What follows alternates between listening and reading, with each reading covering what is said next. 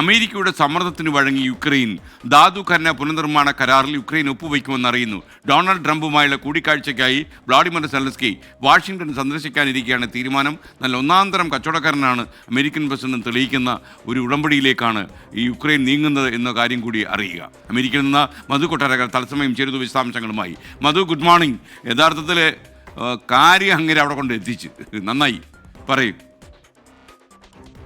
Good morning എസ്കെൻ. അങ്ങനെ തന്നെ പറയേണ്ടി വരും. യുക്രൈനെ സാമ്പത്തികമായി സഹായിച്ചതിന് പകരം $500 ബില്യൺ അപൂർവ ധാതുക്കളിൽ നിന്നുള്ള വരുമാനം അമേരിക്കയ്ക്ക് നൽകണമെന്നായിരുന്നു ഡൊണാൾഡ് ട്രംപിന്റെ ആദ്യ ഡിമാൻഡ്. യുക്രൈൻ ഇത് തള്ളിക്കളഞ്ഞതോടെ ഇന്നലെ ഐക്യരാഷ്ട്രസഭയിലും ഒക്കെ നമ്മൾ കണ്ടതാണ്, അമേരിക്ക യുക്രൈനെതിരെ പരസ്യമായ നിലപാടെടുത്തിരുന്നു.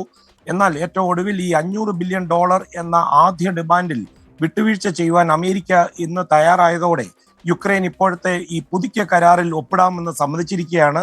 ടൈറ്റാനിയം, ലിഥിയം, അതുപോലെ ഓയിൽ, നാച്ചുറൽ ഗ്യാസ് ഉൾപ്പെടെ അപൂർവ ധാതുക്കളുടെ ഒരു വലിയ സമ്പത്താണ് യുക്രൈനുള്ളത്. പക്ഷെ അതിൽ 40% ഇപ്പോൾ റഷ്യയുടെ നിയന്ത്രണത്തിലാണ്. ഭാവിയിൽ അമേരിക്ക നൽകുന്ന സാമ്പത്തിക സഹായം ഇരട്ടിയായി നൽകണമെന്നും വ്യവസ്ഥയും ഒക്കെ ഈ കരാറിൽ നേരത്തെ ഉണ്ടായിരുന്നു. ഇതൊക്കെ എടുത്തു കളഞ്ഞിരിക്കുകയാണ്.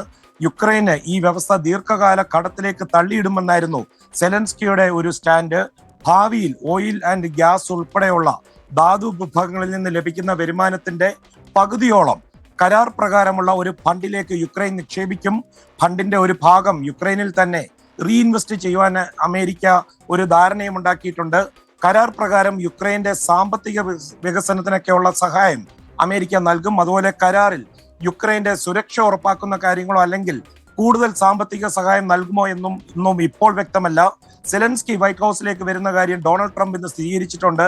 ഈ കരാർ ഒപ്പിടുകയാണെങ്കിൽ അതൊരു നല്ല കാര്യമാണെന്നാണ് ഡൊണാൾഡ് ട്രംപ് പറഞ്ഞിരിക്കുന്നത്.